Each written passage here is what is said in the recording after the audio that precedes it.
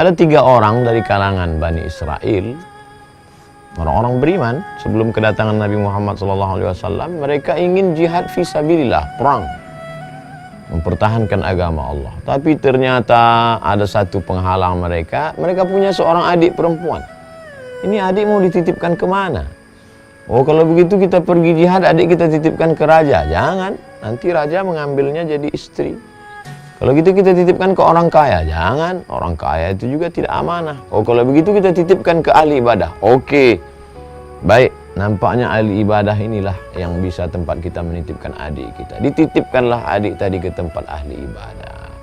Ahli ibadah tinggal di Som'ah, tidak pernah keluar, lalu dibuatkan rumah kecil di bawah untuk tempat adiknya.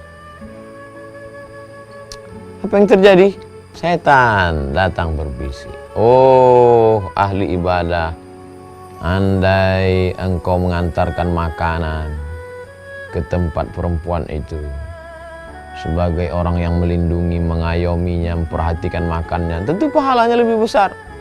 Ahli ibadah berpikir, wah ini peluang untuk masuk surga. Diantarkan makanan, tapi hanya sekedar mengantarkan, tidak pernah melihat wajahnya, langsung kembali. Hari kedua, langkah setan bekerja. Andai engkau ajak dia bicara, ngobrol, tentu lebih baik.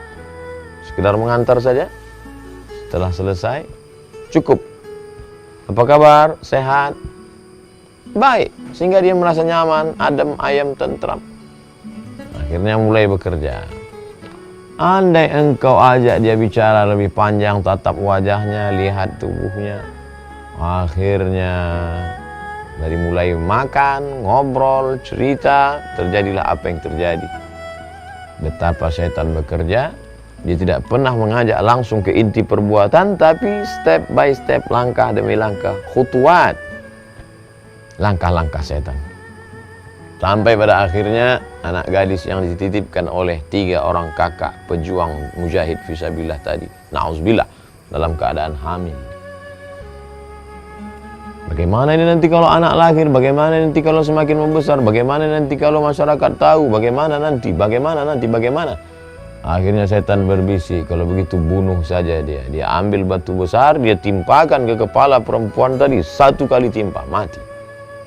Meninggal dunia. Setelah itu dia kuburkan di pintu belakang tempat ibadah. Maka 3 orang kakak yang malang tadi pun pulang dari jihad fisabilillah, begitu senangnya karena sudah menolong agama Allah. Dan dia tanya, mana adik kami wahai ahli ibadah? Adikmu tiba-tiba saja meninggal dunia karena ada wabah penyakit dan dia sudah mati. Meninggal dia, iya. Tapi rupanya setan bekerja. Malam dia datang kepada kakak yang pertama. Hei fulan, sebenarnya adikmu itu tidak mati karena sakit, tapi dia dibunuh oleh ahli ibadah. Begitu terbangun pagi, si kakak berkata, aku diganggu setan malam ini. Dia tanya kepada adiknya yang kedua, apa yang kau lihat? Aku lihat bahwa dia berkata, adik kita ternyata tidak mati seperti yang diceritakan ahli ibadah, tapi dia dibunuh. Aku juga melihat mimpi yang sama. Adik yang ketiga juga berkata, aku juga melihat mimpi yang sama. Kalau begitu kebenaran ya, kita gali. Mereka gali di belakang rumah, mereka temukan. Ternyata memang benar bahwa adik mereka dibunuh oleh ahli ibadah. Dilaporkan sampai ke Tuan Raja. Apa yang terjadi? Ternyata begitulah Allah Subhanahu wa ta'ala. Sampai akhirnya mereka membawa kepada raja dan dia harus dihukum karena sudah menyia-nyiakan amanah.